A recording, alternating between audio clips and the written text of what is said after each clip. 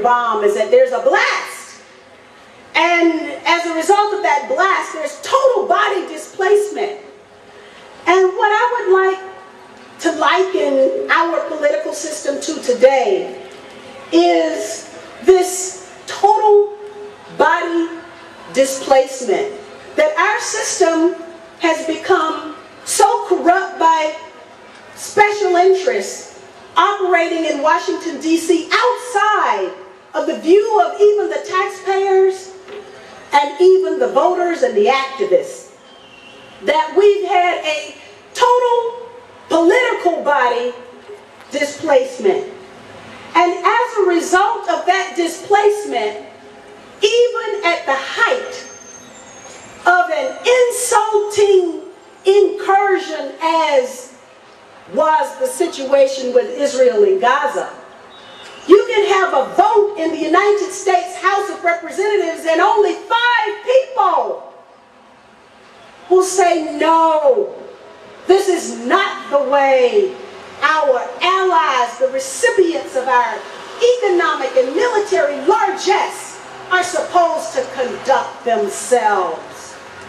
You can have a situation where Jane Harmon is written in the newspaper as allegedly interfering with a legal investigation, and nothing happened. You can have a situation where the senator, one of the senators from this state of California, can be caught with her hand in the cookie jar to the extent, that's the public trough, to the extent that the California Democratic Party drafts a resolution saying this is intolerable. And yet, nothing happens. That senator is reelected. But because I champion human rights for everybody, there's no room in the political process, and certainly in the United States Congress, for someone like me. I will conclude my remarks by saying this. In 2006, I was the only Democratic member of Congress to lose in a bid for re-election. Why? Because the War Party, which has its factions in both the Democrat and Republican parties, was counting their votes. And the last thing they wanted was to have the United States Congress vote for peace, vote for an end to war, vote for an end to occupation, respect the sanctity of human rights. And so those 218 votes that it was required to pass funding for the war in 07, the new Congress that was sworn in 07, if I was there, they didn't have those 218 votes. And so my replacement, who was recruited, voted to fund war and occupation, and as a result of that one vote, the bill to continue funding the war passed by exactly the number of votes required. It's amazing, and you're always going to win, or maybe the people are always going to lose, when special interests can so control a political process that they not only can control the outcome of a vote, but they also control who casts the vote. That, I hope, will be the subject of some research by you students and faculty members, and hopefully we all will arrive at a day when the political process isn't so tainted as it is now. Thank you very much. Yes, sir.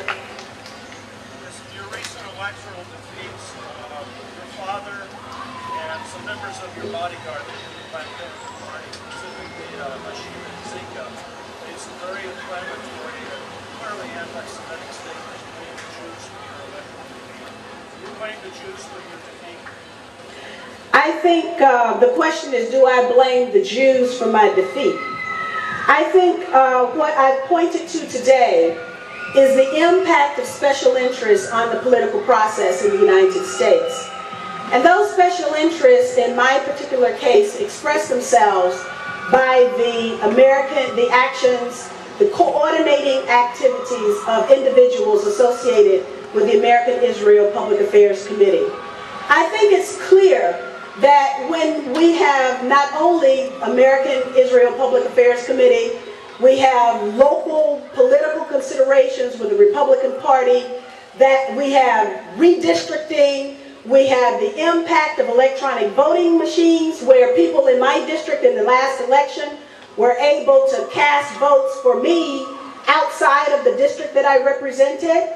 And in fact, we have a record, we have affidavits from voters from all over the state of Georgia who were able to cast their votes, that there were a multiplicity of reasons why I ended up with fewer votes in my re-election case. But I do not think it's possible to isolate the activities, the coordinating activities of the American-Israel Public Affairs Committee from the ongoings of policymaking in Washington, D.C. And I would ask you to then look at the writings of Paul Findley, who was a member of Congress, who was so affected. You could also look, for those of you who are researchers, I would ask you to look at the writing, actually it's not a writing, it's a congressional record of Gus Savage. And the title of the tome is Laying Out the Facts. And Gus Savage talks about the American-Israel Public Affairs Committee and the role that it played in organizing, well, not it, because it's not technically a political action committee, but individuals associated with it in organizing the money that eventually led to his defeat.